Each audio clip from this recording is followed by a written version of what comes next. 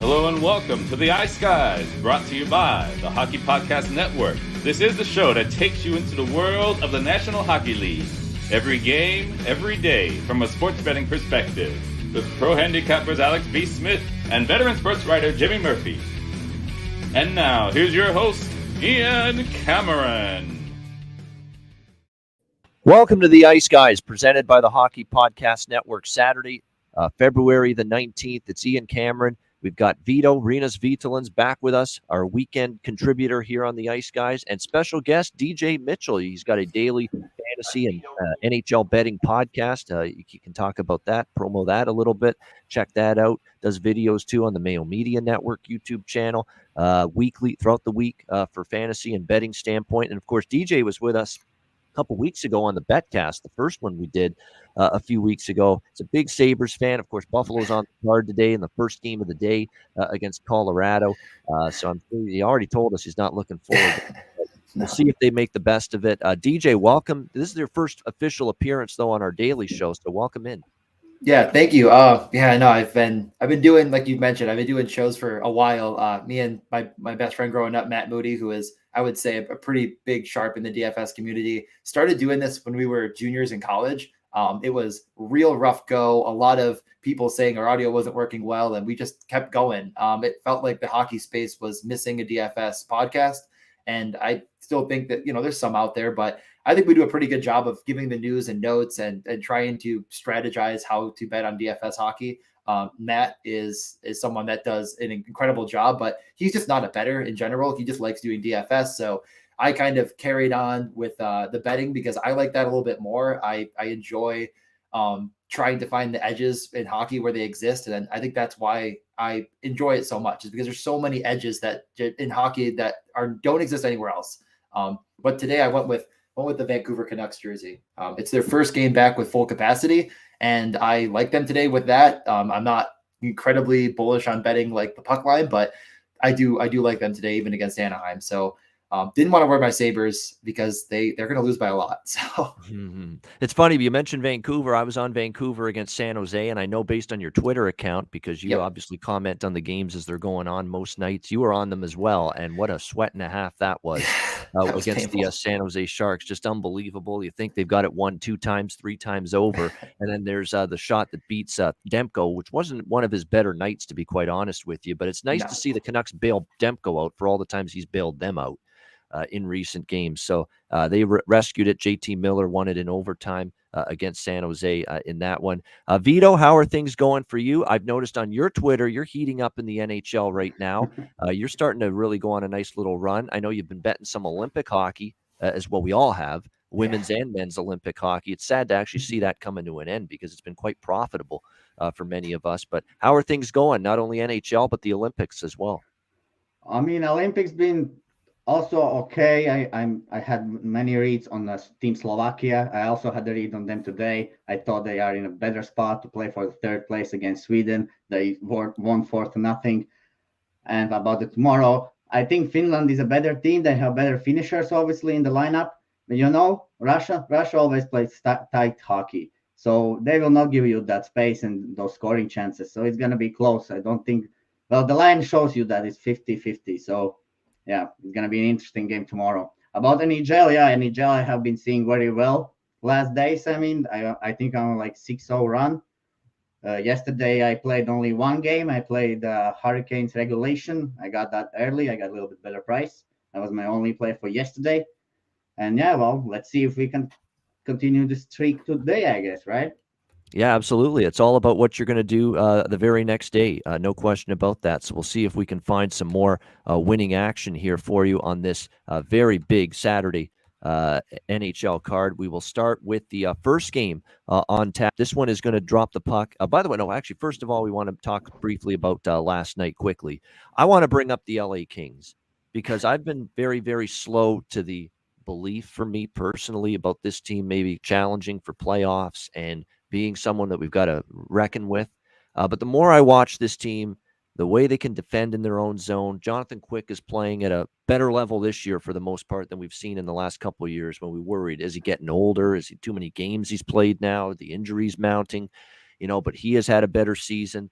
I find they've got more speed and youth movement than they've ever had in recent years. You look at all the players that are in that lineup now that are contributing, Iafallo and Adrian Kempe and Quentin Byfield now is a regular on this team up front. And you look at this young emerging defenseman they've got who was just magnificent setting up the overtime winner, and Sean Dursey, who continues to get better for the LA Kings. There's a lot to like with this hockey team.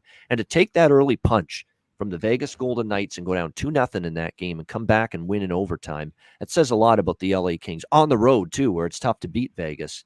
That was impressive to me. Extremely good win for the LA Kings. Sleep on them all you want. They're only 3 points behind Vegas now. They're tied with Edmonton for third in the division, 3 behind Vegas for second, and, of course, Calgary leading that division. But they're right there, and the Kings continue to, more I watch them, the more I'm impressed. That was a huge win for them last night in LA, DJ. What do you think of the Kings right now? Yeah, that was my last leg of my round robin was Vegas, which I regretted almost the moment I took it, and the line didn't move a lot. So I was like, oh boy. And, just looking at the numbers, watching the game, LA outplayed them. I mean, there was no other way to put it other than that. It seems like they don't have 3 lines that can run with other teams, but they do. And that's, I think, what you alluded to. It's, you look at them on paper and you're like, I don't know about, is Dustin Brown still got it? And watching him with Byfield, I'm like, man, they looked fun. So I totally agree. I mean, if you look at the expected goals, LA was about at 4 and Vegas was at 2.2. And it did look that way. It really did. So didn't matter that Eichel was in the lineup. I kind of was of the mindset that, you know what, this Vegas team was going to start to get it going with Eichel. And their bottom 6 was getting their doors blown in against this, like you said, a much better LA team than we expected. That's the best way to put it. And I really didn't see anything that made me believe in this Vegas team right now being a juggernaut, but I think they'll figure it out. And I do hope that them losing here, maybe they drop one more, the lines are really going to start to shift down lower and lower, and we could just start hammering them again. And that's my hope, at least in the long run, because once Vegas gets cooking and Eichel gets going, it's going to be fun to watch, but it just wasn't there last night. No, it was not. And this is now a few games now where the advanced numbers and Corsi numbers and high danger chances and expected goals for Vegas have looked ugly, and we have seen they've not been necessarily the great metric darling and advanced numbers darling lately. But, and yeah, the last few games have been ugly. I mean, shut out by Calgary, shut out by Colorado. Last night they have the strong start, but they can't bring it home against LA. They're struggling right now. And for me, they're a team I'm going to leave alone. But I'm going to see if those numbers, not only the wins start to reappear, which they will, I think, in time, but I want to see those advanced numbers correct themselves as well. I want to see them play better. And because you're right, that's indicative, 4-2.2 last night, that they were the second best team on the ice, and it was by margin. It wasn't necessarily all that close. So I want to see evidence of Vegas getting better in that regard, in those advanced numbers, seeing better performances and putting results and wins on the board on the ice. Then maybe we'll start to look at them as a buy sign again and bet on them. And I see in the chat people asking about Eichel. I mean, obviously, Sabres fan. It does kind of feel like watching your ex-girlfriend. I really like. There's no other way to put it. It sucks. It doesn't feel right. But yeah, no, he doesn't. I would say I don't think he's not 100% ready or whatever. I mean, obviously that assist on the Pacioretty goal was a great play by him. But yeah, maybe he's not quite 100% yet. He doesn't even show up in the expected goals, kind of like where he would have. He was below 0.1 expected goals on the game. He wasn't getting the puck towards the net.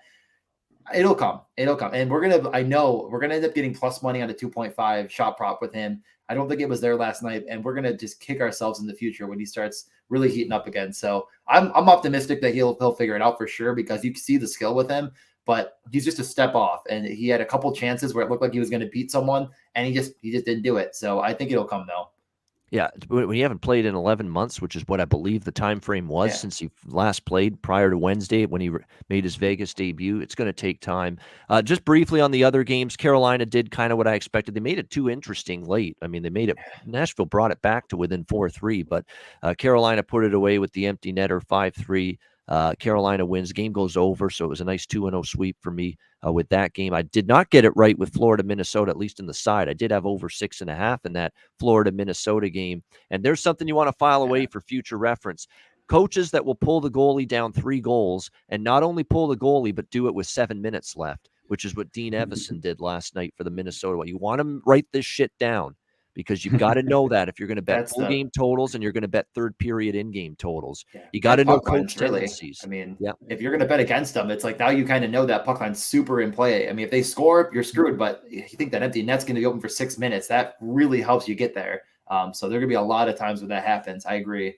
Yeah, and some coaches will pull the goalie down to 3 and some won't. So it's case by case, it's team by team, it's coach by coach, but he's definitely one of those that will. And that was a loud and powerful statement by the Florida Panthers last night saying, what we're here as a legit threat and a legit contender. You go into Minnesota where it's tough to beat the Wild and you not only win, but you control the game pretty much start to finish. Very impressive. And Mason Marchment, I mean, obviously we should be betting this guy's shots and goals and everything right now.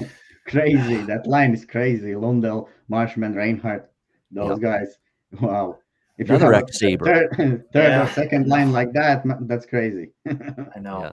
Reinhardt just got engaged too. I just saw he posted the picture and I'm like, and then did you see the comment? He said they were like, did it feel like a playoff atmosphere when they beat the Hurricanes? And he's like, you can't ask me that. I don't know. And I was like, oh, come on, Reinhardt. I know we never made it in Buffalo, but you don't have to hurt me right now.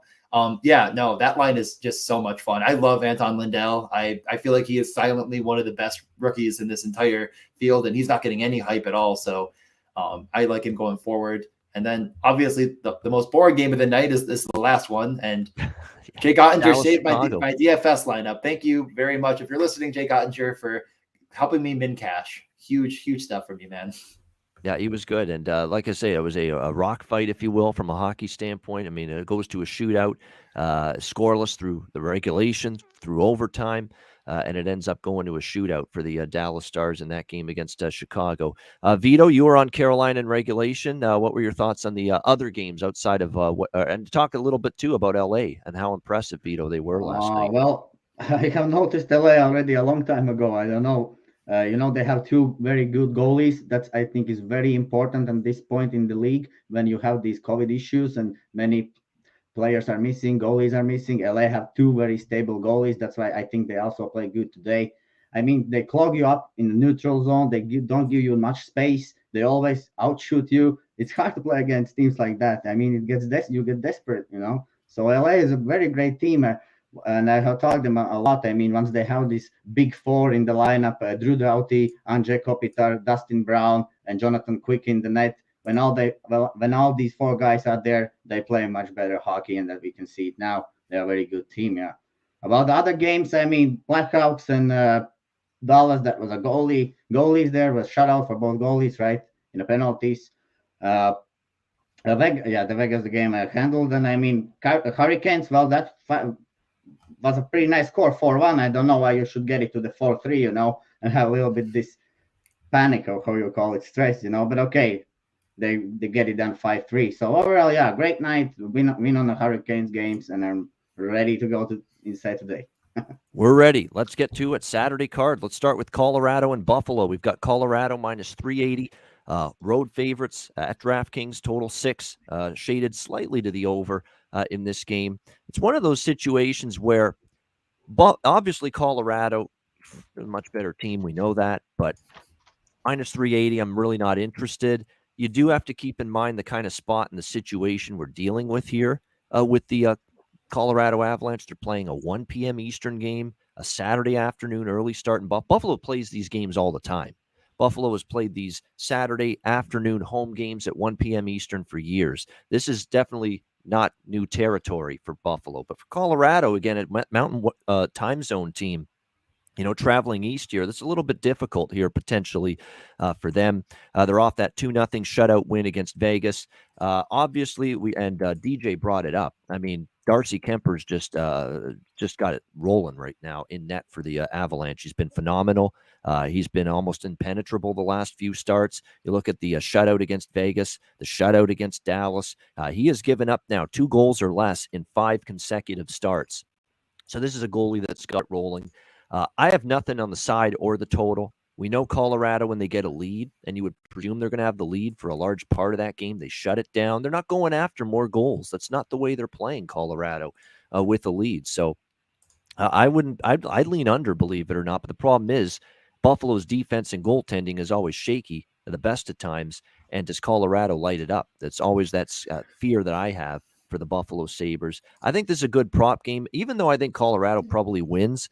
There's a couple props that are interesting for me for Buffalo here. I'm looking at Tuck. If someone wanted me to mention more goal score props on the show today, I definitely will. When you look at Alex Tuck, the last 10 games, he scored in half of them, and his goal score props like plus 225, plus 250. So the math adds up maybe to support Alex Tuck to score. If someone's going to score for Buffalo against Kemper, now maybe keep it light because Colorado's not giving up many goals right now, and Kemper's been just lights out. But if you're going to look at someone, the same thing with shots on goal, Alex Tuck, you got to lay some juice at over 2.5, but he's gone over 2.5 shots 8 of the last 10 games. That's definitely a good subset to bet here in this game. So maybe some Alex Tuck props for Buffalo potentially in this game. Really, other than that, though, I'm staying off at side and total. DJ, we'll start with you on this one. You're the Sabres fan. What do you think here, Colorado Buffalo? Yeah, I mean, obviously, like you said right at the start, minus 380 is no interest in me, especially because it's just a meaningless game for Colorado. I think that it's one that I'm just going to stay off entirely, but I would shade the under slightly. Tokarski and net hurts a bit. But I just honestly, I think this is probably the best lineup we've seen in Buffalo, at least from my perspective, in a while. Middlestad returns. I think they have the right defensemen in. They're bringing Samuelson, Fitzgerald, and Bryson's back. So I think that they have good puck movers there that can hopefully, guys that are trying to make the NHL in the future. So I think that this is the best lineup the Sabres have put together, which is still to say it's primarily guys that are more than likely to be in the AHL for a lot of guys in the bottom 6, a lot of other teams. So yeah, Colorado should win this one. I kind of like it at like a 3-1. I think a sneaky thing that I'm going to do is I'm going to probably put a lineup in quickly here for the 2-game afternoon slate. I don't mind playing Tokarski and just saying he gets 35 saves and loses. And hopefully that is enough at 7K to get it done in a lineup that I save a ton of cap on my goaltenders, and then just kind of enjoy watching what Colorado could do. I think maybe the weirdest thing that popped up at all for me, as you talked about goal props, is that in the past 10, Burakovsky's actually been really, really good at iCorsi per 60. The shots haven't all hit the net for him. They haven't all been on net. So it looks like he's getting maybe unlucky. He's skilled enough to definitely get that done. And this is a game where, if Buffalo goes best on best and that tuck line's against the McKinnon line, well, who's going to be out against Kadri and Burakovsky? It's going to be probably players that are not quite NHL ready, like, Cousins, who's okay, and et cetera. Watching Buffalo as much as I have, they like to put the Cousins line against the top line for the other team just to test him. Like, Granado's made a point of that. So you could also talk yourself into, well, Cousins is going to get crushed, but I don't know. I think I'd rather look into that Kadri Burakovsky 2-man as a stack, and maybe even Burakovsky score. He hasn't scored in a long, long time. We're talking the 14th of January. This could be a really nice bounce back spot for him, he has been shooting. So that's probably my favorite sort of longer odds play in this game in general. All right, so maybe look at a second line to produce today for Colorado. Nichushkin with Kadri and Burakovsky, if they're matched up against what we presume to be Cousins, Olofsson, and Olofsson's not a great defensive forward. I'll say that right now. Not at all. No. And if Krebs is on that other side as well with Cousins, and Cousins can chip in offensively. I like he's got a little bite to his game, throw the body around. He's dropped the gloves a few times. I like that. It's good he's trying to be, one of the guys that, kind of that leadership standpoint. He's trying to give that to this Buffalo team, but you're right. That could be a matchup Colorado exploits here in this one. Vito, are you involved in this one here, Colorado and Buffalo? I'm not involved in this game, but I have a lot of also to say. Well, definitely I would agree with that under, because you see also this is this brunch game, and we know these brunch games tend to start slow always. I see in this game Colorado getting that 1-2-0 lead and just trying to hold on to it, and maybe finish similar like the first game, which ended 4-1. And if you just look at the props there, in that first game, who scored was there was all these guys. Kadri was on the board, Landeskog and Rantanen. So I think definitely Kadri is the hot spot today, because he has scored also in the previous game, and he's been shooting a lot of pucks. I mean, we all know that. And watching from Buffalo's side, Tuck, definitely you can look at his prop as well. I think this guy Okposo, he has a little bit found back of the net. Maybe he also finds back of the net today. But overall, I already told my opinion about the game. I think it will finish like 3-1, 4-1, so under 6 perhaps, definitely. And Buffalo plays, I think, also tomorrow against Columbus, if I'm not mistaken. Yeah, so that's also, well, maybe they're looking at that game. Well, that's on the road. I guess everybody in NHL takes one game at a time, so no reason to look at the game tomorrow. So yeah, Buffalo will come out, but I think Colorado handles the business here, and under the 6 is the play. Yeah, I get what you're saying, Vito. Definitely that they got Columbus tomorrow. Maybe Buffalo sees that as the more winnable game for them, and compared to today. And look, we're not splitting the atom, figuring out Buffalo's got a better chance against Columbus than Colorado. Of these two games, there's no question. But I do think there's some element. Some people in the chat making a case for Buffalo. Plus a goal and a half, plus 2.5. I don't hate that. Like, this is a really awkward start time for Colorado off a big win against Vegas, a rival. You can get Buffalo plus 2.5. You got to lay a little bit, minus 175. Plus 1.5. You get that at a plus price, plus 130. So, I don't hate it. It's hard to trust Buffalo, but I don't hate it. Situationally, I understand why someone would like that bet. We got Andrew with us too now. Andrew McGinnis, welcome in. What do you think, Colorado Buffalo, first game of the day? You're muted, Andrew. I really understand the factor of it being an early game, and we've seen the early games go under, but I just have that feeling that we've seen 6 straight games go under for the Colorado Avalanche, and looking at some of the teams those unders have been against, I think had to be the most important factor of our handicap, because looking at Vegas, Dallas twice, Tampa Bay, I mean, those are some tough teams that you'd expect maybe some tighter checking games to be against, but not Buffalo, and I think that I locked in minus 140 for the first period over 1.5. I really like that price quite a bit here. Like I said, 6 straight unders here for Colorado. We've also seen them dominate Buffalo, 6 straight wins against them. But a great point mentioned by all of you guys about this Buffalo roster and kind of how it's shaped up and the effort we've seen from some of these guys. We all know they can't compete against the Colorado Avalanche. We know they're nowhere close in skill. But if this is maybe a spot for a breakout over in a Colorado Avalanche game, maybe they take teams lightly. I mean, what did Danny say when we talked to him a couple of days ago, Ian? He agreed with me when I said that sometimes, players get up for certain games more than others. And I can guarantee you the Colorado Avalanche were up for their last games a lot more than they're going to be up for this one. And maybe Buffalo catches them early. So even though it's a little pricey, I think we could get it over first period.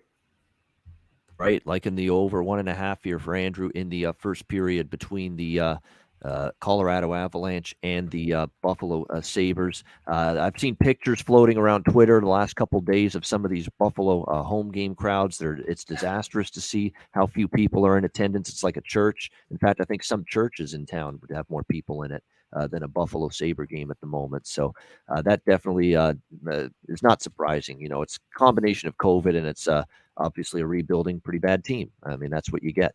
Edmonton and Winnipeg. You've got Edmonton minus 125, road favorites, total 6 here in this game. I'm on the Oilers again. This is a ride-em team for me right now. You can lay minus 125. It's a reasonable enough price. 4 straight wins for Edmonton. And there's no fluke. If you look at underlying numbers, expected goals, just what they've done as a team defensively during this time, there's no fluke that they've won 4 in a row. They're full marks for it. They've deserved it. They've played. The underlying numbers bear out that they deserve to be winning these last 4 games, and they have won them. They're playing a much better team defensive game. It's like amazing. Dave Tippett can't get depth scoring for the Oilers when he coaches them, but Jay Woodcroft suddenly can. Warren Fogle is starting to score. You're starting to get some depth forwards chipping in. Like I say, the team is buying in defensively. And I've said this repeatedly about Edmonton when we've talked about them on this show since the coaching change. They're stepping up at the blue line now. They're not letting teams get easy entry into the zone. Now you got to work for it. They're going to be aggressive. They're going to step up in the neutral zone. They're going to have good active sticks to thwart an odd man rush or a rush chance, which they weren't doing enough of, I thought, before. It's just a much better cohesive team game. And look, Jay Woodcroft's got a good pulse on this team. He's made some lineup combination shifts that have worked as well. I think he's going to play the hell out of Ryan McLeod, which I like because he's really been a guy that's been able to step up and show you some playmaking, a terrific assist on one of the goals the other night. Derek Ryan on a second line actually got a big goal for them against San Jose. Like, he's just got a good pulse on the way things are going right now for the Edmonton Oilers. And it doesn't hurt that finally from Mike Smith and Stuart Skinner when he was in the game. You're starting to get some saves as well. Mike Smith's been pretty solid during this time as well. Winnipeg, they've won 2 in a row. Big, nice, impressive win against Minnesota earlier this week. And then in spite of a slow start, maybe a bit of a sluggish spot back-to-back, you're playing Seattle. Not the best start, but they overcame it, and they found a way to win that game. So I don't fault Winnipeg for the way they're playing. Mark Scheifele's been terrific lately. There's no question about that. Certainly it stands out from a prop standpoint that you might be interested in Mark Scheifele here. He is a guy that scored in 5 of the last 10, plus 175 goal scorer prop in this game might be something to consider here in this game. When you look at Edmonton here, of course, going into this matchup, you've got Zach Hyman starting to roll again, plus 210 goal scorer prop. Interests me a little bit for Hyman going into this game at a good price. He's starting to find his offense again. In terms of shots on goal going into this game, there's a couple guys that have been shooting the puck a lot lately. Kyle Connor's gone over his shot prop, 7 of the last 10. You got to lay a bit of a price on that, but might be something to look at here. And I go back to Hyman again, 2.5 at even money, but 6 out of the last 10, he's gone over 2.5 shots. He's producing, he's getting chances. So Hyman shots on goal, Hyman to score a goal certainly interests me from an Edmonton standpoint. And I like the Oilers here, minus 125 in this one.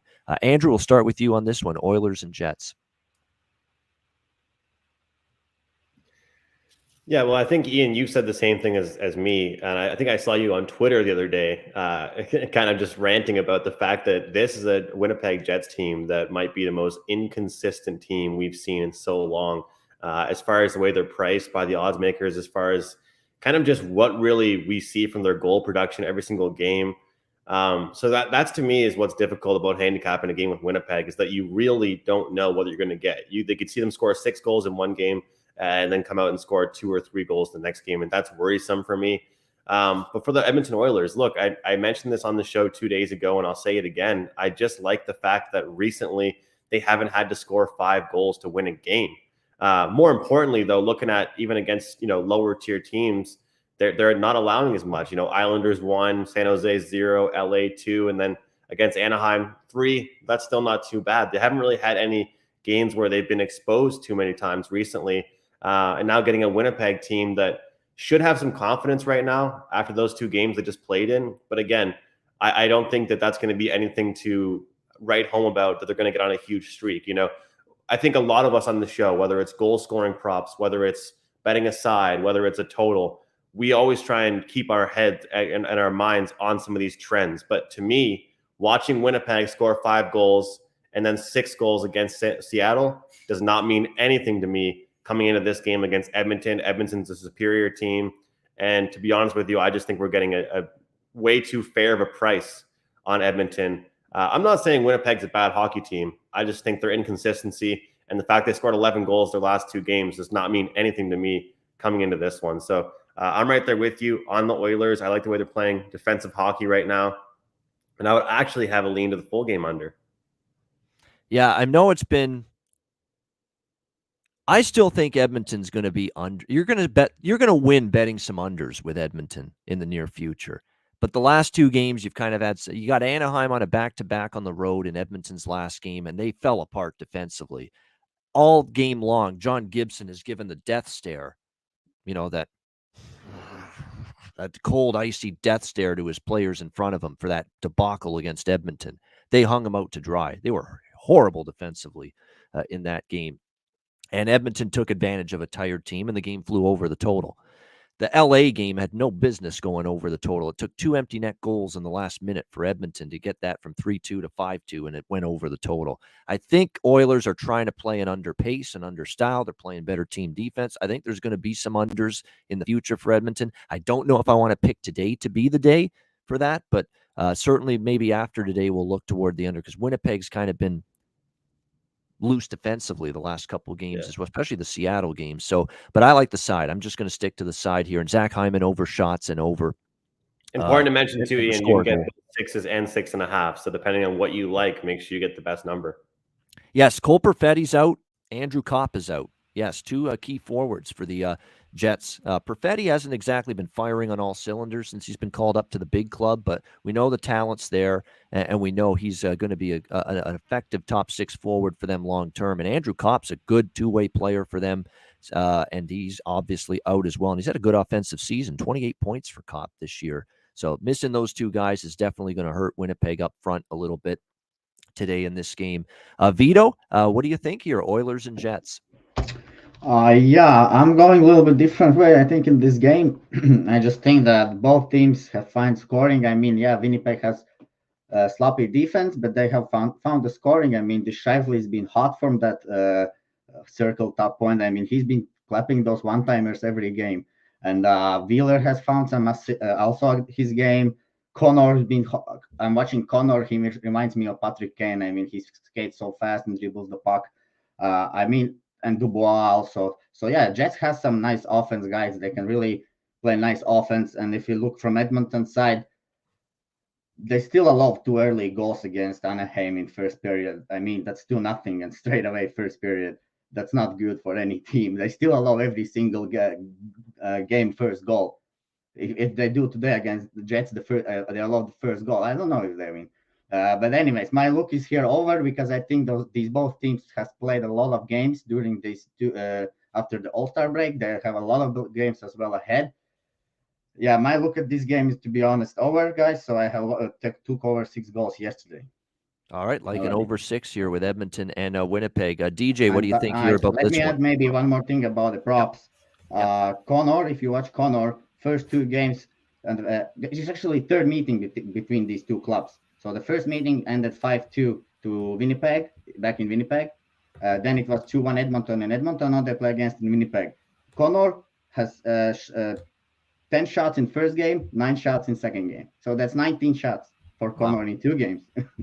That's maybe something, you can look at this in this game. Yes, that would be from me. That's a great point you made there on Connor. And I'm just going to actually, let's bring this up here. Here we go, Kyle Connor. All right, there we go. Let me see. Shots on goal. Bam. Let me see in terms of versus Edmonton. Yeah, there it is. Wow. Yeah, there it is. Just as you said, 10 and 9, and his shot prop in both games was 3.5. So you sold me on it, Vito. Well done. Kyle Connor over 3.5 shots. I'm going to 10.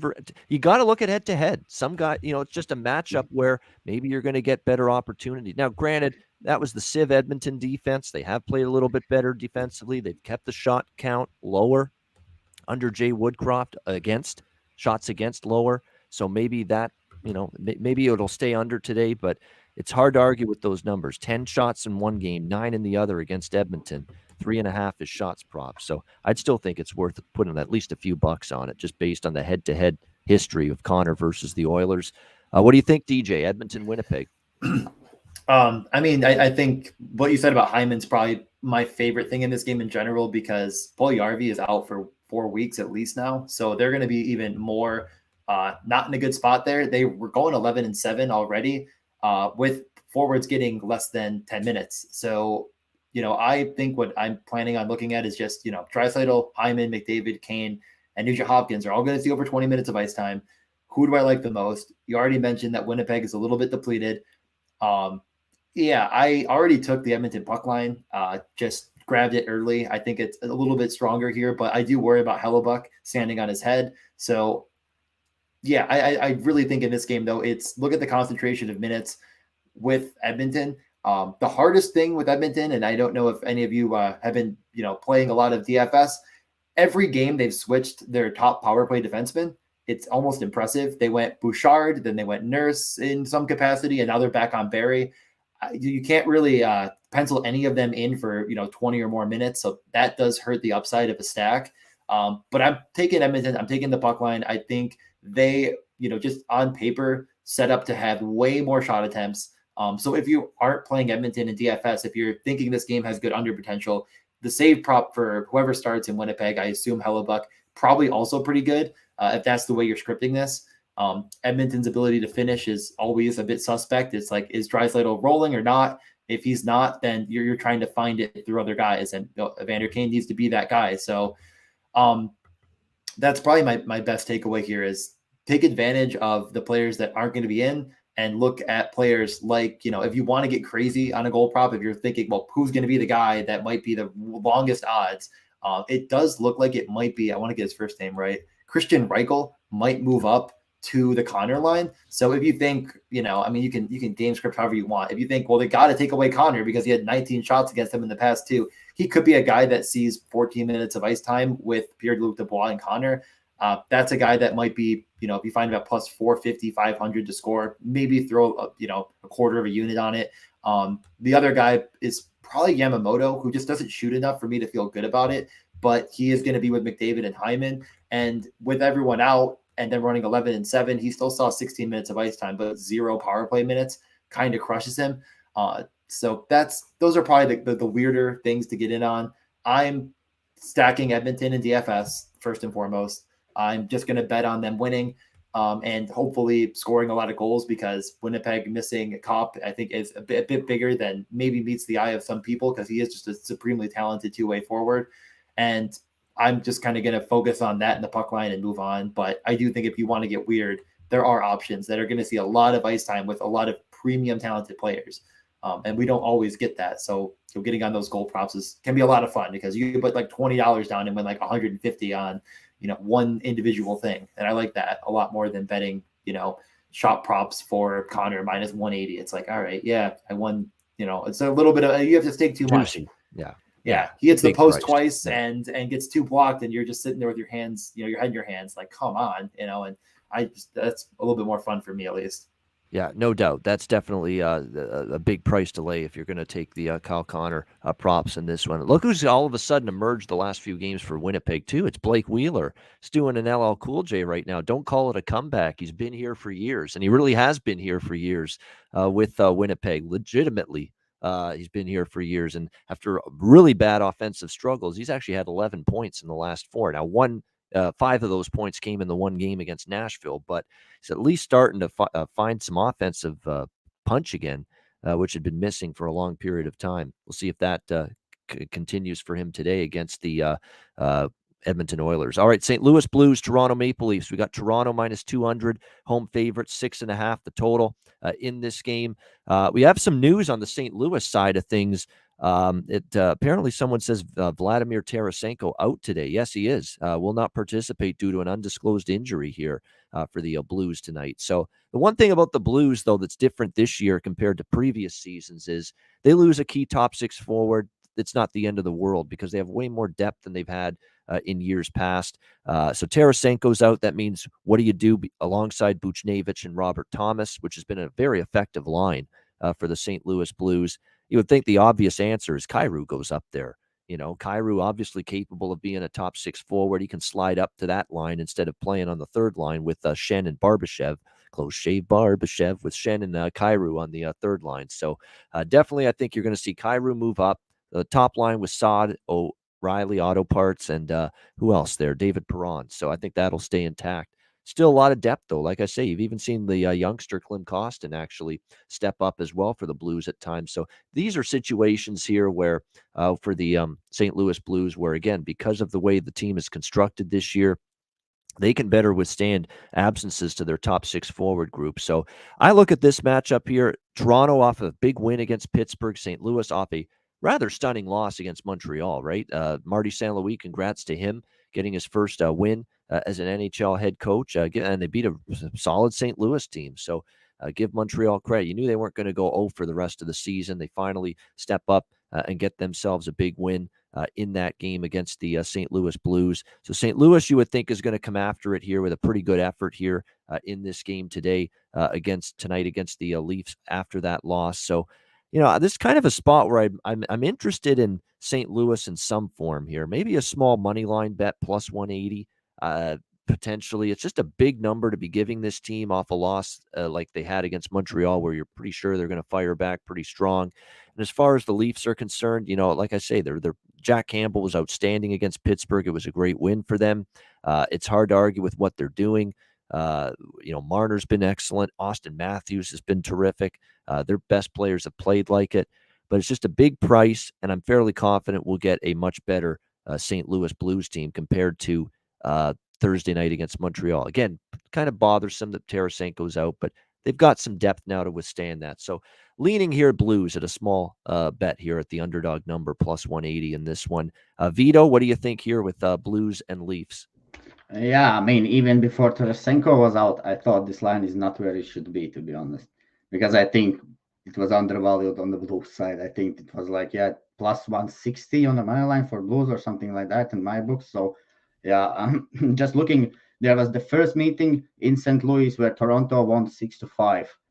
And that was 20 days, 1 month ago. And I mean, in that time for the Blues, there was no Tarasenko, but there was not much more players which was missing. Like they were ravaged at that time. Buchnevich, Perron, and there was a Binnington in the net, not Husso, who will play today, right? Yeah. So I think it's a pretty decent chance here for St. Louis today, actually, to bounce back. I mean, Toronto also has been playing very well. They have big confidence now. You know, you don't want to step ahead of this hot Toronto team, you know. And I think more or less this game will be decided in the special teams. These both teams have very good special teams in all the statistics if you watch. And who will take more penalties? Who will take less penalties, will play more discipline in the game. I think that team will win tonight. And I think it's a lot of superstars in both teams. So it's pretty hard to predict over or under. Perhaps it should go over if it's many power plays and superstars score the goals, but also could stay under. Husso been playing well, Campbell been playing well, so I don't have any place on this game. Leading St. Louis, since now there is no Tarasenko. Actually, still leading St. Louis Blues. They have big depth. It's not like Tarasenko is the only one. It's Thomas, Buchnevich. Everyone is stepping up, Shen, and so on. So my lean would be Blues, I think. Yeah, I agree. And they've won 4 straight in Toronto. St. Louis because of the price, Yeah, 4-0 in Toronto, the last 4 trips they've made to Toronto to play the Leafs. It's weird, this series history. The games in St. Louis have been flying over the total. The games in Toronto have been staying under the total head-to-head with these two teams. So we'll see if that continues here. Blues did go under the total with Montreal. Montreal doesn't have many unders these days, so you do have to bear that in mind, that was an under the other night. So we'll see how this one plays out. But I just think there's some value in this price because even without Tarasenko, I'm confident we're going to get a good effort from the Blues tonight after the Montreal loss. And they lost to Toronto 6-5, as you mentioned, Vito, and they were shorthanded big time when they played the Leafs a month ago. That's not the case now. Other than Tarasenko being out, it's a much healthier St. Louis team tonight. Andrew, we'll go to you next on this one, Blues and Leafs. Yeah, it seems like a lot of people are on this play, but I think just the best way to go is the over in this one. You look at the last time these two teams met. I know you just talked about, Ian, the road and home split with the series between these two teams, but realistically, I think that if we're going to analyze these players and we're going to discuss that players get up for certain games more than others, and Danny discussed it the other day with Pittsburgh, saying he thought that play obviously didn't work out in that scenario, but players get up for games, against one of the best teams in the league now, and especially in Toronto. Look at the last two teams that we've seen St. Louis play. An Ottawa team that they coasted by, and then they're getting upset by Montreal in a game that they just look disinterested. You have to agree that they're going to look a lot more interested in this game despite missing a key player. And looking at numbers for both these teams right now, Toronto's just putting them up. I mean, 6 against Seattle, 4 against Pittsburgh, and even against teams that like New Jersey and stuff, I still was impressed. 7 goals and 6 goals in that doubleheader. I know it's a weaker team, but they're having confidence right now. And if you look at it, 10 of the last 13 games against Eastern Conference for St. Louis have gone over. 7 of the last 9 against Atlantic Division opponents has gone over. And just looking at Toronto in general, 7 of the last 9 of their games have gone over. So whether or not they're winning or not, it seems like we're having some exciting games involved in the Leafs. And based on what we saw in Montreal, I expect a bounce back performance out of the Blues. Look, guys, I don't like the price in Toronto. So I'm not jumping to bet on them, but I'm also not jumping to bet on the Blues here. I would just rather take the over because I'll tell you what, I think if you like the Blues, they're not going to win a 3-1 game. That's just the way I see it. They're going to win, like a 5-4 ridiculous high scoring game. I don't see the Leafs being contained tonight, which is why I'm just choosing to go with the over. All right, liking the over. They have gone, like I said, over the last 2. Those were in St. Louis. It's not been that way in Toronto, but Still, the Blues we know are capable offensively. The 3-2 loss, of course, to Montreal notwithstanding. We'll see if they bounce back. The question is Jack Campbell back? That was his best game in months, or at least in weeks, the other night against Pittsburgh. He hasn't played that good in in several weeks. Is that a sign of him back on the beam again? Because 8 straight Campbell starts had gone over the total prior to the 4-1 victory against Pittsburgh. So that's the bigger question. Is Jack Campbell gone through his little swoon, his little malaise? Not all his fault. Some games they played poorly in front of him, but maybe he's back and ready to play at that level he played at October and November early in the season. DJ, what are your thoughts, your Blues and Leafs? I'm going the other way here completely. I mean, it is Campbell versus Husso in net. That is now confirmed. Husso actually did play the last game against Montreal and wasn't the best. I mean, it was probably one of the first games in a long time that he didn't, have saves above expected because he gave up 3 and they were only expected 2.7. So right there for him. I just like Toronto a ton all around. I think that they're one of the best teams in the league. I think that they're a lot better defensively than people are giving them credit for this season. All the numbers that I have lead me to believe that St. Louis is a bit of a paper tiger that's been really lucking out by getting goals when not expected to. And they have some shooters that can do it, but that's Tarasenko and he's out. So I have them as probably expected goals under, the mean against this Toronto matchup by a good bit. They've outperformed that a lot this year. So maybe the numbers just aren't quite catching on to what they're doing or whatever, but I've been kind of low on them overall in the past few weeks. I think it's somewhat beneficial, but normally I've just been fading them in matchups that I don't love. So I actually took the puck line on Toronto as soon as I saw Tarasenko was out. I just immediately jumped on it, thought that it's going to move during the day. And Campbell is just a good goalie. He actually was unbelievable against Pittsburgh. Really it was the best DFS play of the night that I didn't do last time out. So maybe I'm making up for that, but I love Toronto here. I really do think that they don't get talked about enough as up there with the Floridas and the Carolinas, etc. So yeah, you could say, well, St. Louis after a bad performance, but this is also their 3rd game in Canada. They've been on a long road trip, and I think they're going to come out flat. Not my favorite. I get it, but I'm taking Toronto all day here. Everything leads me to it. And Tarasenko, that's a big loss. And it's, I guess if you are wondering who filled the role, I think I sent it over to you, Ian, but I think you kind of alluded to their lines, but it's Barbashev, Thomas, Kyrou. And I just want to get to how good Thomas has been. He actually has been shooting a ton and was the top shooter on the power play in that game against Montreal. It was like they were genuinely trying to feed him the puck to shoot, which I've never seen with him. He hit the post, he scored. So maybe he could be a little bit more interesting if you do like the over. He might be a guy that actually gets even a bigger bump with Tarasenko being out.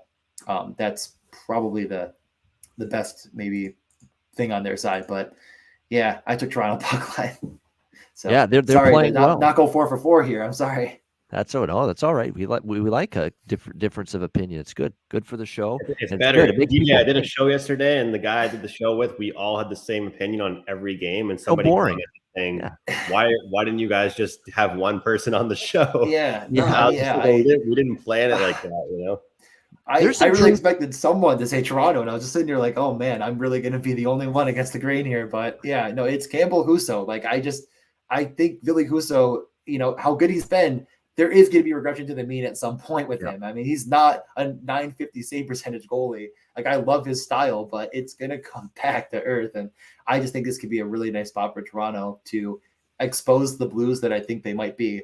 But if they just didn't win against Montreal, they would have beat Montreal in overtime. They just finished that game off. I would feel so much more confident. But I do agree that losing that game is not going to sit well with them. That's the only thing that holds me back a little bit. Yeah, it is. And you're right about the Toronto numbers. They're impressive. Their advanced numbers are really good lately.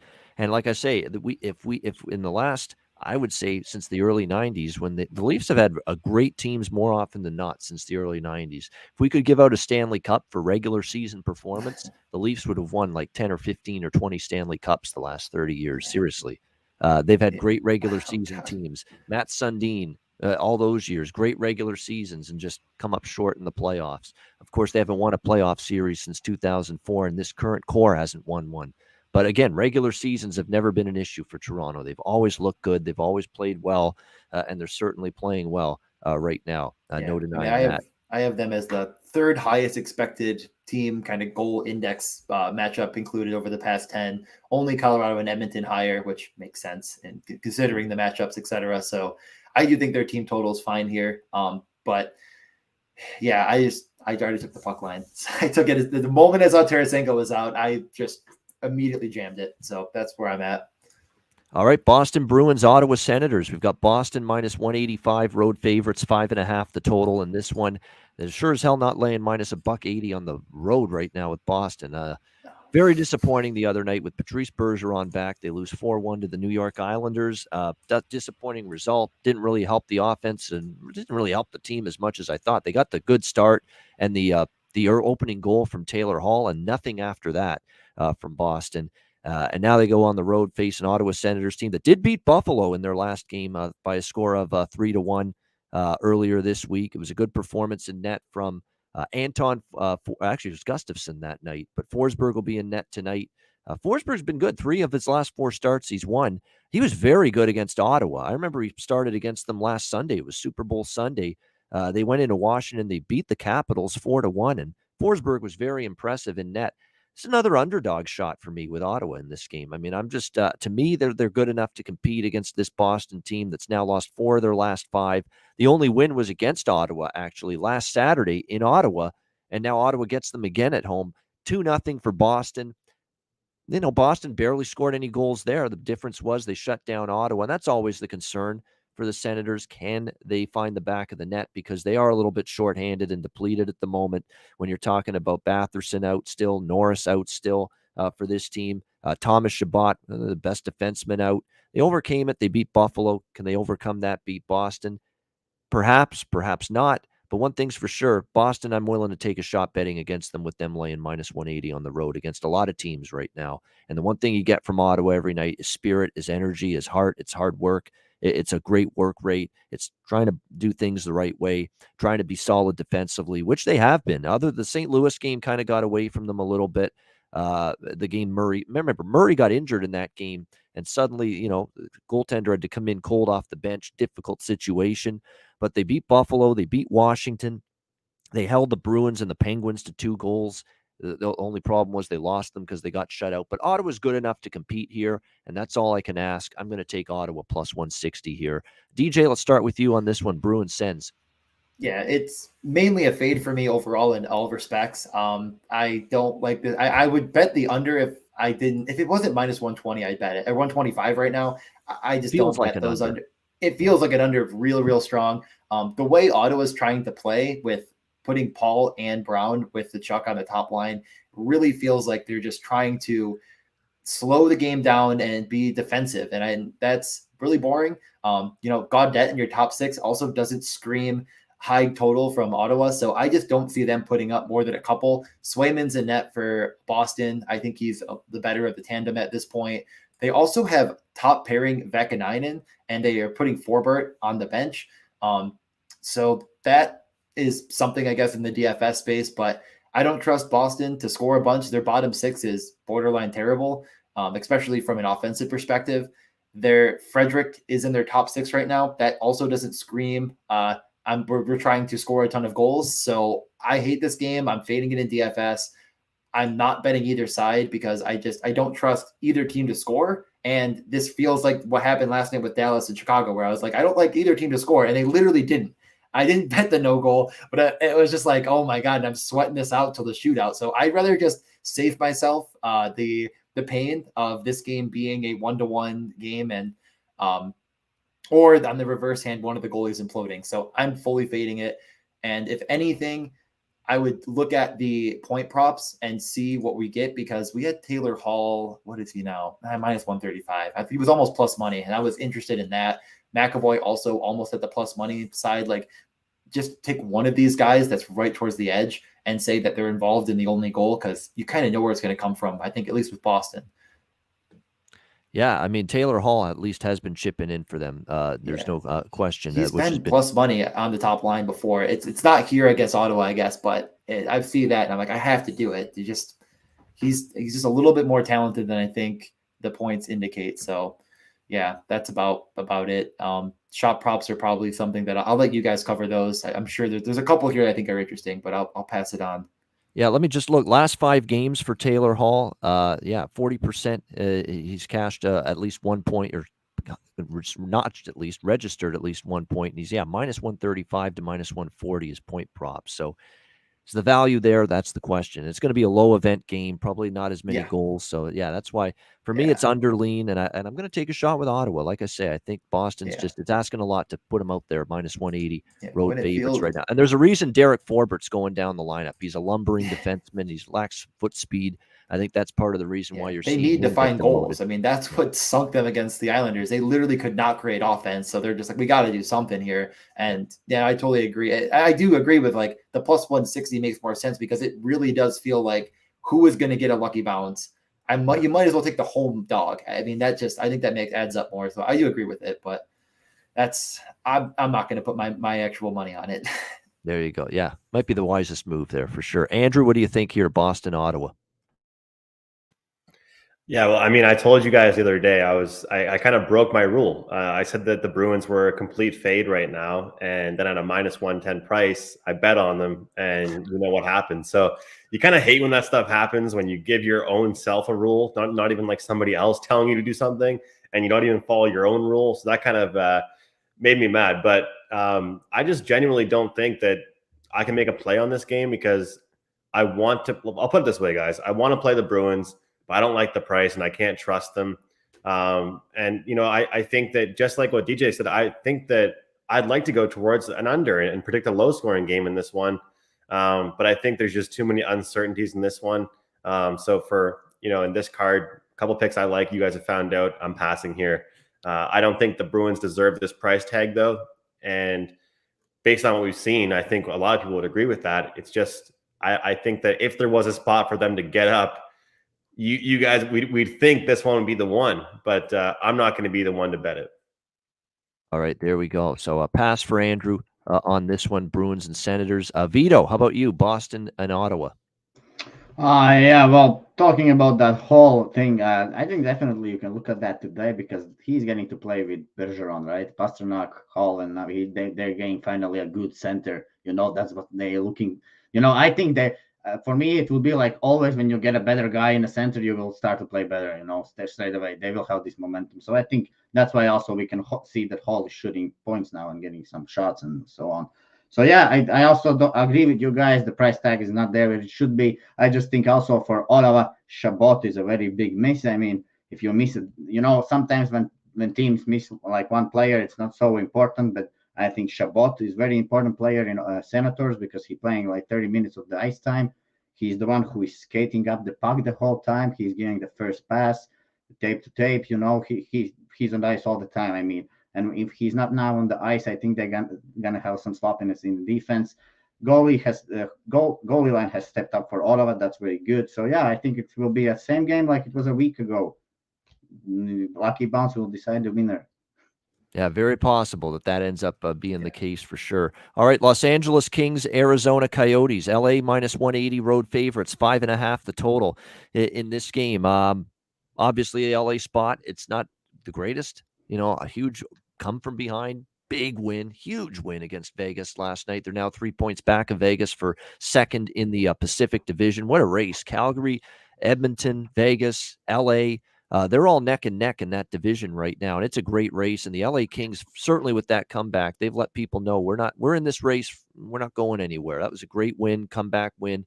But now we're in a bit of a difficult spot here. Arizona on a back-to-back. Obviously, they should get the victory here, but still, I mean, such a huge victory like this, I can't help but be a little bit concerned about LA. They're certainly the better of these two teams. Doesn't mean I'm going to be rushing to bet Arizona here.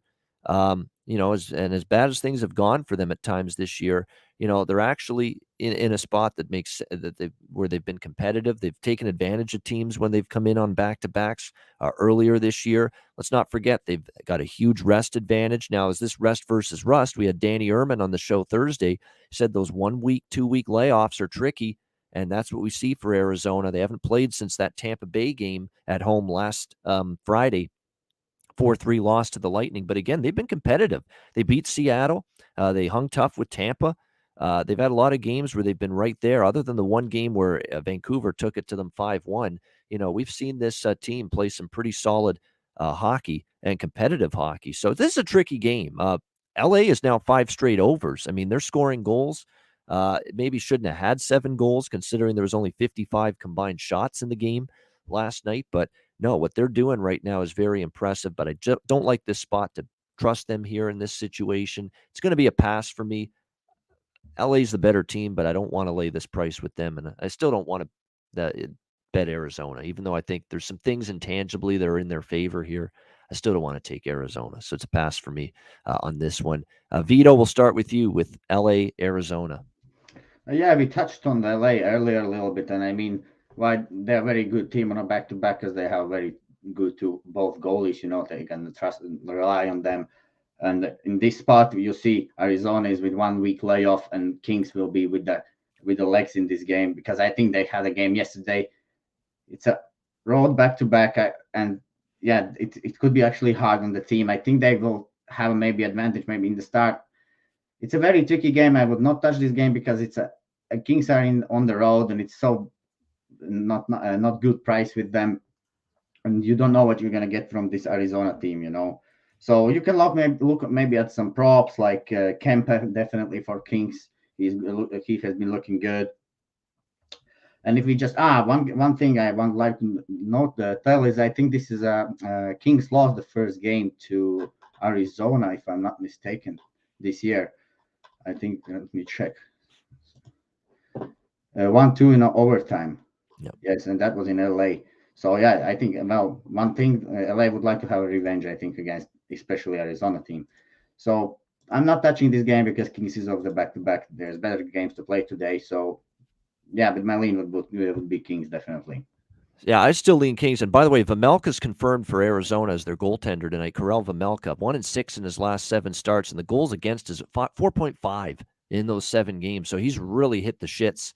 Hit the skids the last several games for the Arizona Coyotes. There's no question. He's had some games where he stood on his head. Winnipeg, Toronto. He's had a couple of those games against good teams, but he's had a lot of bad as well. 4.57 goals against in his last 7 starts, and he's 1-6. So, this could be one of those games where maybe LA team total 3.5 over, and then you don't worry about them winning the game. If I were to get involved with LA, that's the path I would take. Kings team total over 3.5 at a small plus price. DJ, what do you think? LA, Arizona. Yeah, I mean, if LA can limit Vegas to 2.2 expected goals, I think they could do just the same, if not better, against Arizona. And I know it's a back-to-back, but it doesn't bother me that much. I try not to let that completely shade what the numbers are telling me and take over my mindset too much, because I do think this LA team has a lot to play for. This is a game that they can't get down on because they're fighting for playoff position, and I do like them here. I really do like their team total, probably more than anything else. I think that's the sharpest take because I think Vegas is still just not giving Vejmelka too much credit, and I think that there are goal scorers on this team, and on every line in LA, there's a goal scorer. I'm not saying every line is great, but even on the 4th line, they have Kaliev, and he is an awesome shooter. So you think that this depth in Arizona is legitimately AHL quality. Most of their team is.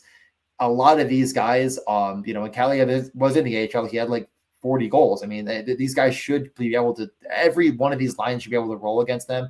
And I think if they have the opportunity, they can bury it. So I do have the concern, I guess, in general about Arizona just finding these goals that they just cannot stop finding. Like they've somehow taken Galchenyuk from the dead and made him into a formidable top 6 scorer. So I'm okay with saying, you know what, I don't want to bet, a -175 because it's no fun. I don't want to bet the puck line just in case Arizona finds these goals. So the team total making the most sense is definitely my lean here. I do have them being LA as just a little bit below as far as goal index, a little bit below Toronto, just about the same as Calgary. And I'm like, those teams you would jam all day long at this price. So I'm going to do it here, I think, myself. And prop wise, the one player that I think is maybe if you can find it, you can't always find to know, but I do think he is shooting a bit more. He missed the net a bunch, which is unfortunate because he could have hit, but you can get him at plus money at 2 sometimes. And that push potential just being there just makes me feel nice and good and cozy. Well, you know, I think he gets 2 for sure. And yeah, that one feels like a nice kind of under the radar pick when Kempe should be priced up a good bit. I am in New York, so I can't see these shot props on DraftKings, so I don't want to tout other things right now. But yeah, that's probably the more under the radar pick for a goal, maybe in general. I think Danault is just a very talented player, as we saw in Montreal last year. Yeah, I think there's some truth to that. Like in maybe a Philip Danault shots prop. Of course, Andrew, the resident Montreal Canadiens fan, knows all too well missed the net a lot last year when he was. He broke his season record already. Yeah, in his career. No, he's had a great run offensively lately for sure. So it's not a bad look. And kind of like we said with Danny, Danny would if Danny were on the show with us today, he would have said what he said Thursday. He'd probably rather like LA in this spot because he says I'd rather take the team on a back-to-back than the team that's been off for a week or more, which would be LA here. And Andrew and I have talked about this, and I'm going to say it again.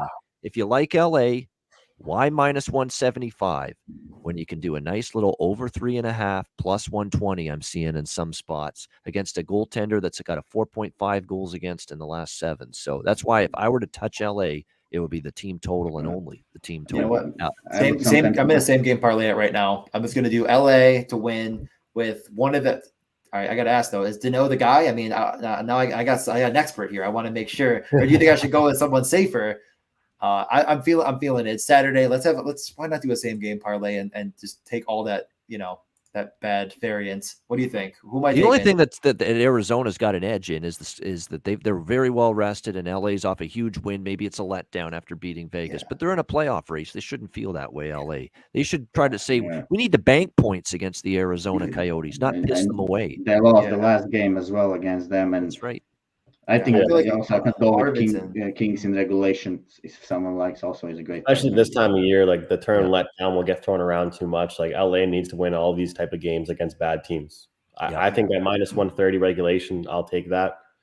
Yeah. You know, the back-to-back to me, I've been saying on the show for the past couple of weeks, especially talking about going against a team that hasn't played in a little bit longer. I'll take the team that's fresh, you know, off an exciting win, you know.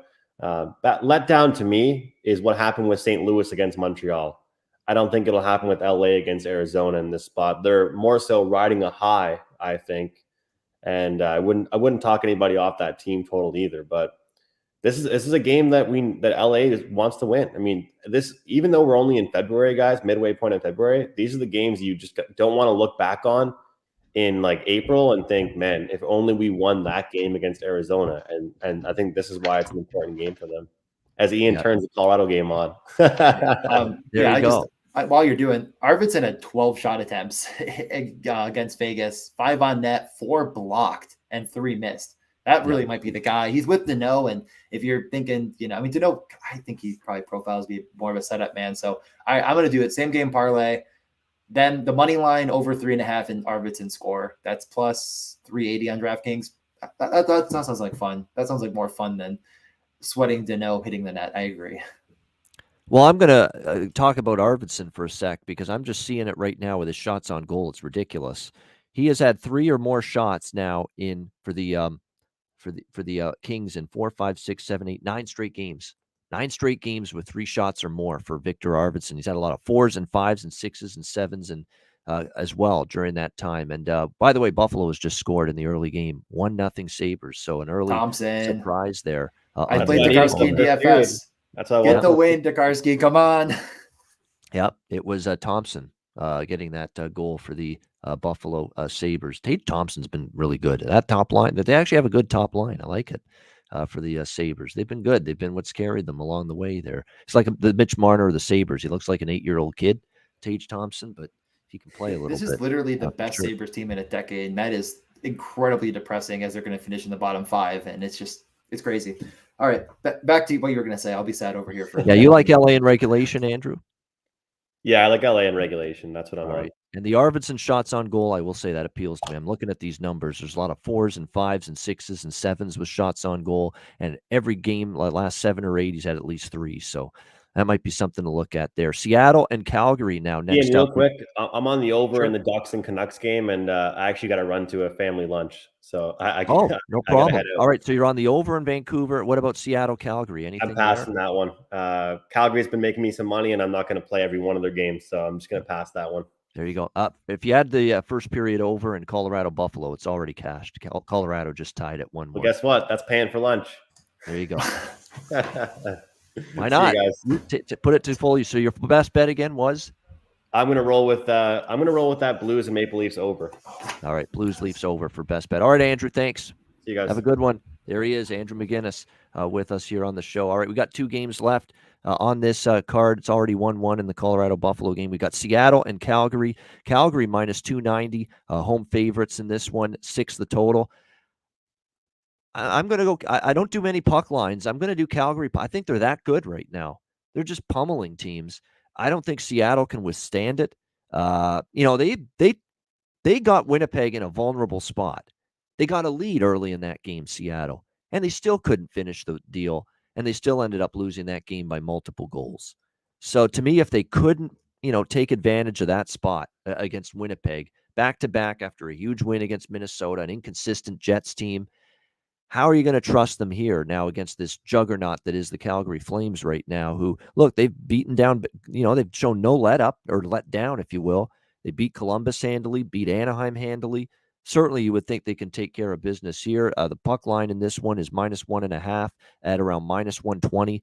I like that. I'm going to bet what I've always been betting during this run, and that's Calgary team total over 3.5, -150. I'm on that again, and I wouldn't even hate the full game over, because I think Calgary gets 4, 5, hell, even 6 like they have in recent games, and you can maybe get Seattle chipping in at least a couple of goals. So I've got 3 different ways of attacking this. Calgary puck line, Calgary team total over, and the full game over 6 as well with the Flames and the Kraken here. I just think it's a spot where Seattle, I keep waiting for Seattle. I thought they were going to maybe bring their defense in the last game against Winnipeg, because we've seen on the road at times they've tightened it up. They didn't tighten it up. They weren't very good in their own zone, and that could be death for them tonight as they take on this Calgary Flames team. So those are the 3 bets on Calgary I'm looking at: the team total, the puck line, and the full game over as well.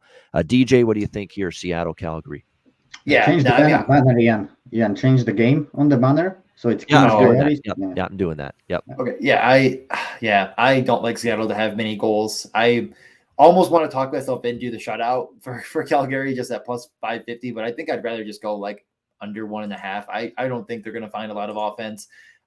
They get the 3 against Winnipeg, and they looked fine, I guess. I mean, that was fair enough, but I really think Calgary could absolutely run away and hide in this one. And they're just so good defensively. I mean, they're all around. Calgary is a great team. I might not get all the way to the 1.5, because you never know with a couple bad bounces, but I like them a lot in this game. I think that the puck line is very fair.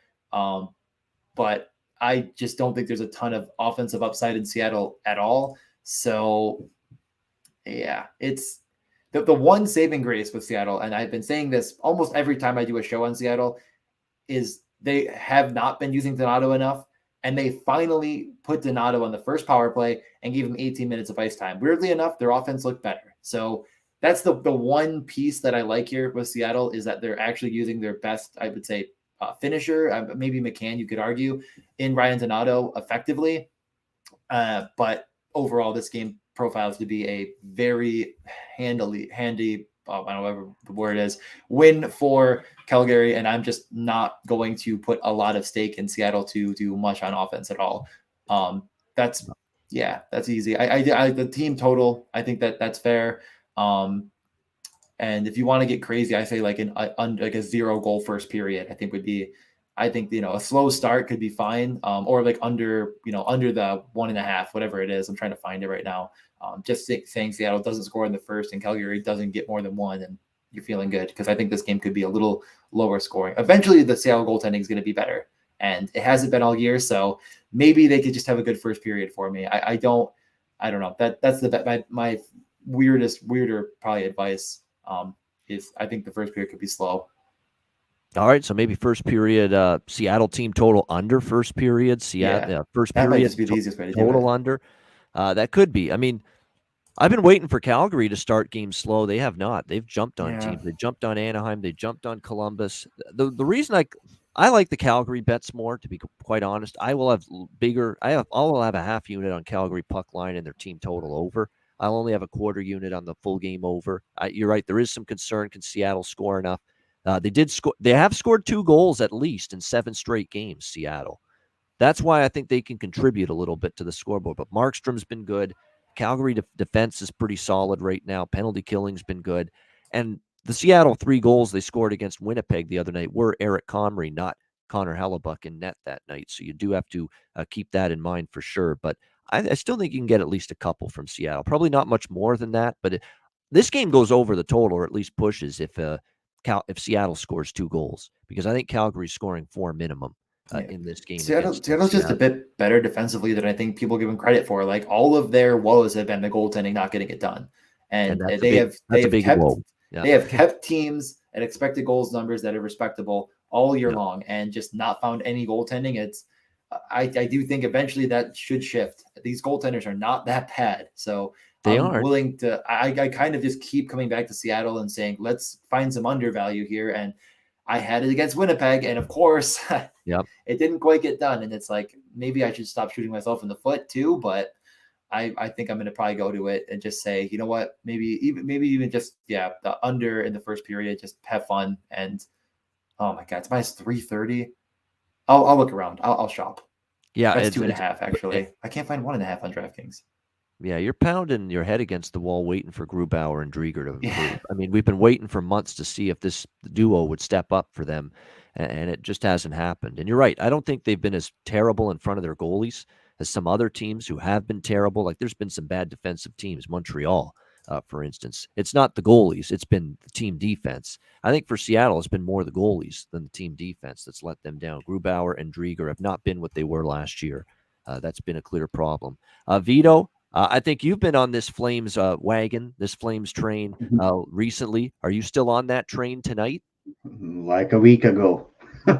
Week ago, I was here. I was on the puck line. I'm now on the puck line. I a little bit different, like Andrew. Andrew wants to. I just. If I've been riding that, since Arizona Coyotes, then I was on the few money lines, regulations. Now again, puck lines. I just going to continue the same way. I will not overthink it.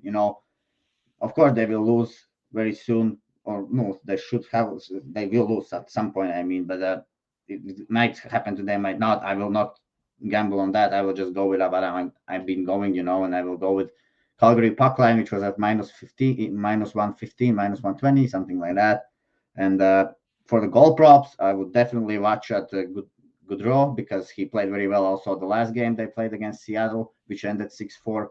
Lindholm has been playing well. That line. Lindholm's been amazing. Yeah, and Tkachuk. That line is great. They're very great. I think Calgary should win this game. Well, if nothing happens, Sutter will be angry, so you don't want to make Sutter angry.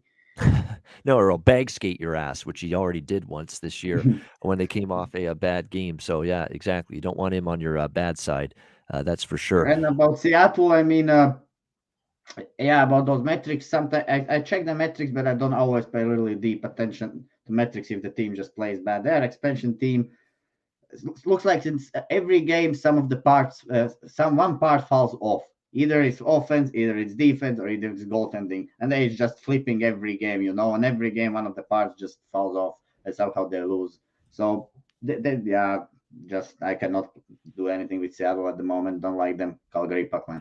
Yep. All right, Calgary puck line here for Vito. Seattle's my lowest expected goals on the slate. I just wanted to point that out as well. That's kind of why I'm so low on them to score, is because I actually have them as the lowest expected. They're right by Buffalo, really, but yeah. On the slate. And Buffalo, oddly enough, already a goal on the board halfway through the first. They only have one shot. I think it's still only one shot on goal, so it's probably one shot. The metrics can't predict that. They can't predict the only shot going in. 8-1 in shots right now. This is going how I thought it would go. I just need Tokarski to make one more save, and I'd be real happy with my lineup. But we'll see. Yeah, don't the blackout rules are nonsense in all sports. MDR 24. I feel your pain there. Why do we get blacked out of every Avs game? Fellow Coloradoans. It's on ESPN Plus, but not on here. Yeah, it's crazy what's going on right there with the blackout rule. I'll never understand it. Just find some way to get maybe an IPTV service. That'll take care of all your issues as far as I'm concerned. You'll get every game you need with one of those. By the way, there's a few props I like in this game for Calgary. Lindholm and shots on goal, and Backlund shots on goal. I am stunned you can get the prices you can get on over 2.5 for both of these guys with shots on goal. The last 10 games, Michael Backlund has gone over 2.5, 8 of his last 10 games, and you have to lay even money on Michael Backlund over 2.5 shots. Elias Lindholm's gone over 2.5 shots 7 of the last 10 games, and even with him, it's minus 120 in some spots. I think those are great shot on goal props. Lindholm and Backlund for Calgary. About the Backlund a little bit. I think the value is so great with him because in last game he didn't went over his shots and straight away books. Backlund is not like a best player. Oh, he's good. I think it's very great value over 2.5 shots. Yeah, against Seattle. Yes, that's a great bet. Yeah, he hit the post and had one blocked, so that got you. Yeah, he only had the one on net, but yeah, no, Backlund's been awesome. It's just it kind of feels like Russian roulette with that line of who's going to shoot. It's the top line as well. Sometimes can feel that way, but they're so good and dominant possession wise that the shots can be there. Like it was Coleman night against Anaheim. Coleman ended up with 5 and 7 attempts. I think Backlund more than likely at plus money is your best bet there, but that one is the most tilting thing because you just never know. Yeah, you never know. Coleman, Mangiapane, Backlund, who's going to take the shots tonight, and it's frustrating. So I do like that line as like a contrarian DFS stack for sure. It's super duper cheap. There's not a ton to spend up on outside of Toronto, but if we're going to talk a little DFS strategy, I think that should fit into your just your mindset because Seattle's going to do everything they can to slow down the top line, and you're getting real good value. I think now on Mangiapane, who used to be up at like 6K when he was scoring at will, I think he can bounce back. He's been a lot better than some of these games have been. So I agree that line is just undervalued in general. Yeah, definitely. It's like I say, they're getting Johnny Gaudreau playing at a high level, and that's been a huge difference maker too. He's playing like Johnny Hockey again. You can call him Johnny Hockey. I was refused to call him that when he sucked ass for so long, the last couple of years. But now that he's playing well again, we can call him Johnny Hockey once again. So, by the way, when I say I like overshots on goal on players, it always automatically means, just so you don't wonder in the future, but do you like them to score a goal? I'll always sprinkle just a little smaller bet on them to score a goal if I like their shots on goal over. That's always the way I play it. So Lindholm, Backlund, and certainly Mangiapane, because he's starting to find the back of the net right now. Not a bad way to go as well here for the Calgary Flames tonight in this one. So a lot of options there. Even Eric Goodbranson, he scored in actually 3 of the last 10 games, and he's like 14-1 to score. I mean, the math actually kind of adds up there that you can even put a couple of bucks on 14-1 odds for Eric Goodbranson, the defenseman, to score in this game. Because, look, he scored the other night. He's been shooting just a little bit more, and he has scored in 3 of the last 10. So important to keep that in mind. All right, final game of this Saturday card, Anaheim, Vancouver. We got Vancouver minus 165, rather. Home favorites in this game. The total 5.5 in this one.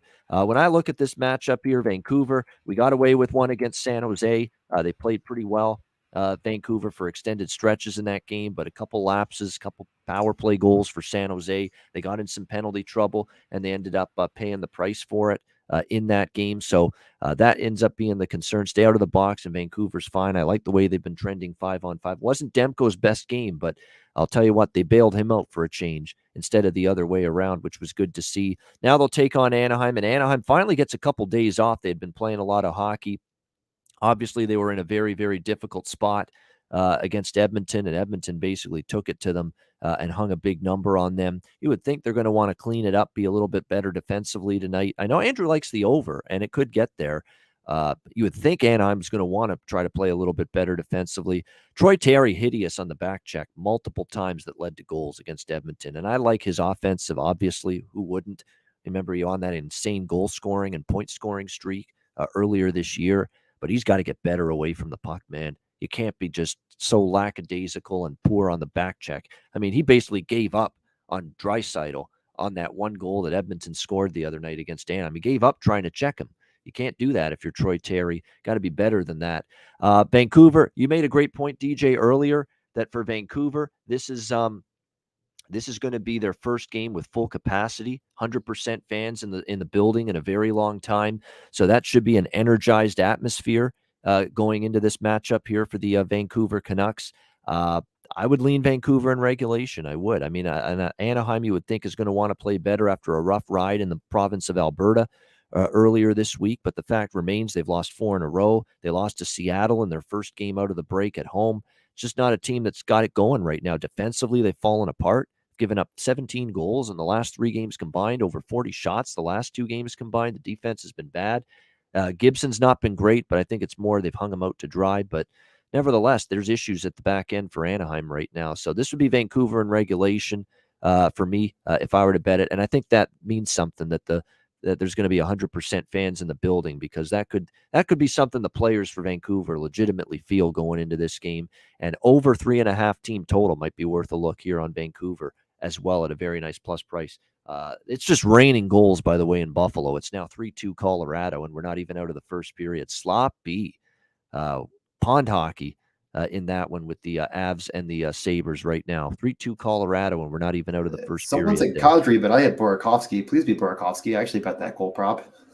We're just seeing the replay, right? It's Kadri. What a shot. Oh, man. Well, the Burakovsky had point, too. I think he got the assist. Yeah, great shot by Kadri. Okay. A twisted wrister, as I like to say, on that one. A great shot, and 3-2 for the Avs. They're back and forth. We go 5 goals already on the board in the opening period there. Vito, we'll start with you on this final game of the Saturday card, Anaheim-Vancouver. Okay, well, I have a lot of opinions about this game, definitely. If we watch where these teams are at the standings, this is a very important game for both of the teams.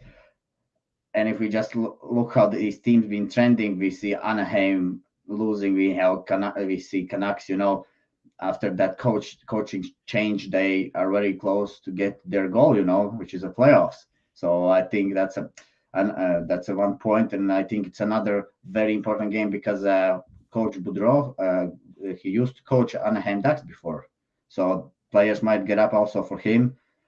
And talking about another thing, what I would say, if you could check JT Miller shot props, because he's leading Vancouver Canucks on the power play shots, I think. So Anaheim is giving up a lot of penalties, so I think JT Miller gets over his shot props tonight.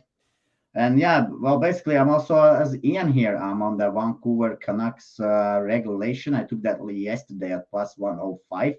But this play is more of me fading Anaheim than playing, to be honest, Canucks. I don't play too many Canucks games because I just don't like to be getting outshot by opponents.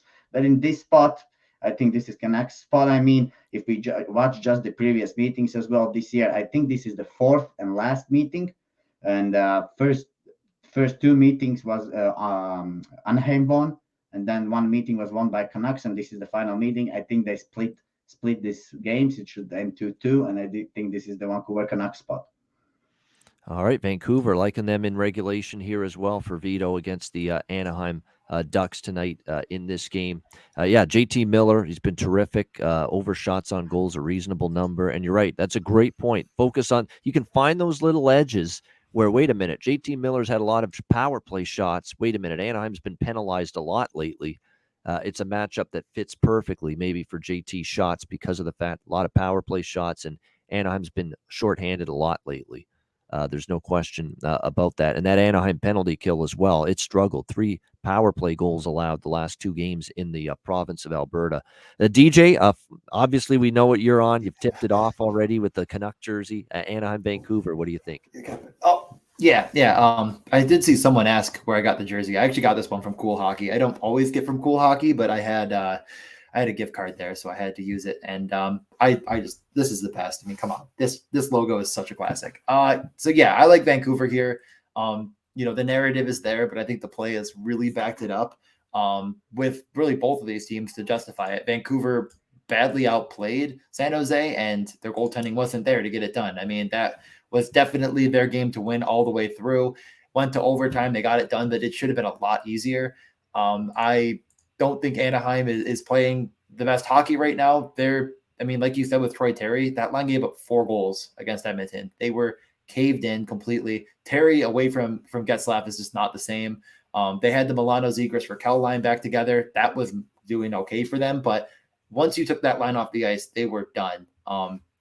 What Vancouver's been doing under Boudreau is giving Horvat, Miller, Pettersson, Besser, and Hughes as much possible minutes as they can handle, and that has led to them being a lot more fun. You can even throw Garland in the mix there, but those guys are all seeing as much ice time as possible, as much power play time as possible, and I've been stacking Vancouver to success a good bit in DFS. You can go a lot of different ways. They're super cheap. Again, on this slate, like Pettersson's still only 4K, and he's playing a lot better hockey. On DraftKings, I think that you could talk yourself into any of these goal props, a lot of these shot props. Besser, I think it was one of his first miss, and first miss in the last 5, but he had 3 get blocked. So there's really no one I think that's off limits here to take in any of these capacities. Miller, probably your safest. I think he's just a little bit more skilled at setting himself up to get shots on net and put the puck in. Like, he can create that himself, where the other guys are a little more reliant on the rest of the line mates. But the top power play is really just I mean, they kind of ran 2 units complete wild, but when you have Quinn Hughes quarterbacking, it makes all the difference in the world, and they look great. So I'm in on it. I think in regulation just makes it a little more fun, like you say. Just instead of taking the -165, just say, you know what, Anaheim's been bad. Let's say Vancouver wins it in regulation. I think that right now is what, -105? Is that what you're seeing? Yes, right around even money. Yeah. So I'm gonna right now I'm gonna 25 on that as well. Just something little. I'm not sure if I'll be watching that late, so we'll see. But yeah, that's the easiest bet I think to take with the recent play. Yeah, right around -105, -110 there on that Vancouver in regulation. And Miss Danica in the chat asking, Brock Besser anytime goal. I mean, the last 10 games, he scored 5 in the last 10 games for the Vancouver Canucks. And obviously with the price you're getting there is like +175 to +200. So the math's in your favor there. It's good value. And Brock Besser, ever since Bruce Boudreau walked into town and said, Brock, you scored a bunch of goals. He said it in his introductory press conference when he got introduced as head coach. He said, Brock, when I coached in Minnesota, you played my team. You killed us. You were scoring left and right against us. Just get back to shooting the puck more. Trust your skill. Trust your ability. Trust your confidence. And ever since Bruce said that to Brock Besser, he's been a different player. He's been shooting the puck more and obviously been scoring and contributing a lot more. So, yeah, the Brock Besser at goal scorer prop worth a look, I think, as well, in that range, +175 to +200. That is a huge breakdown and a great breakdown of the Saturday card. Before we wrap up the show with best bets, we do want to remind you about DraftKings Sportsbook, of course, our great partners here at the Hockey Podcast Network and the Ice Guys, and take advantage of definitely what they have in terms of NHL and NBA offerings. Definitely good to do that. And a reminder that even though the NBA is on All-Star break, definitely you want to take advantage of what DraftKings provides following the All-Star break in the NBA. New customers can bet just $1 on any NBA team and get $150 in free bets if they win. It's that simple. If DraftKings Sportsbook isn't available in your state yet, you can still take your shot at a big payday.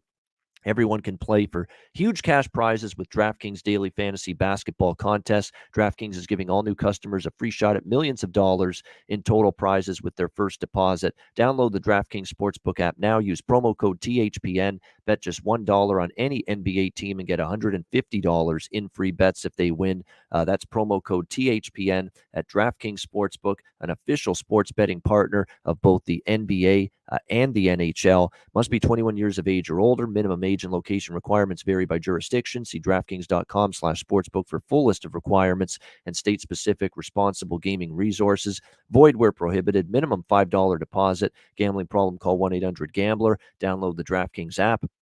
Sign up for an account. Use the promo code THPN. All right.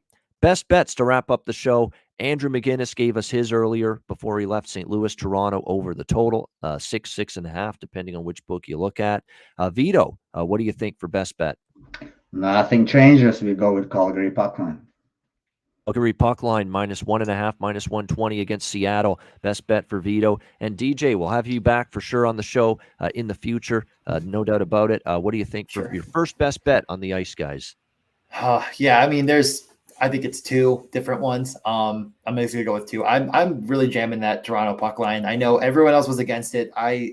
Everything leads me to say it's the best bet. And I don't want to give away anything that's behind the paywall, but someone that I really trust with the name Dom, last name hard to say, also was in on it. So if you don't follow The Athletic, what are you doing? But that made me feel even a little bit better about it. That came out while we were on the show. I kind of just peeked over at it. So I feel really good about Toronto here. And then you know what? I think you kind of talked me into it more than I already liked it, but the Kings over 3.5. I really do like it a lot.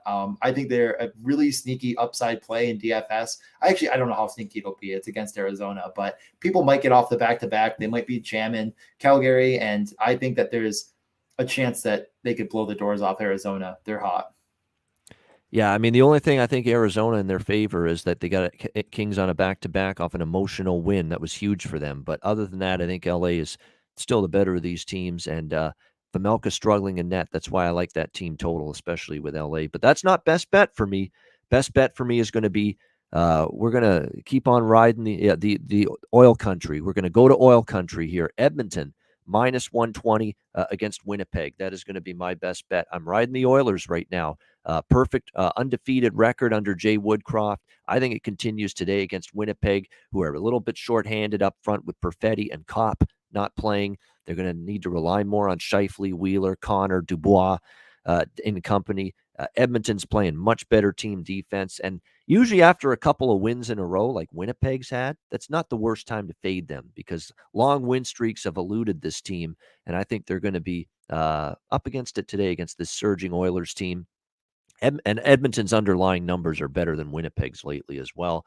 Edmonton -120 against Winnipeg. That is going to be my best bet for this Saturday card. And that'll wrap up this edition of the Ice Guys. Thanks to everyone for joining us. 159 live viewers. Hit the like button on the way out. We appreciate it. We thank DJ Mitchell, our special guest, and our weekend guy, Vito, as well for joining us. A reminder, the Ice Guys is live 7 days a week, Monday to Friday, 2 p.m. Eastern, Saturday and Sunday, noon Eastern. If you can't watch the show live, download the Ice Guys podcast in audio form on all major podcast platforms, Google Podcasts, Apple Podcasts, Spotify, Stitcher, and iHeartRadio. Download the podcast whenever you can't watch the show live. For DJ Mitchell, for Vito, I'm Ian Cameron. Have a great Saturday night. Enjoy the games and good luck. We'll talk to you again tomorrow on Sunday for another edition of the Ice Guys presented by the Hockey Podcast Network.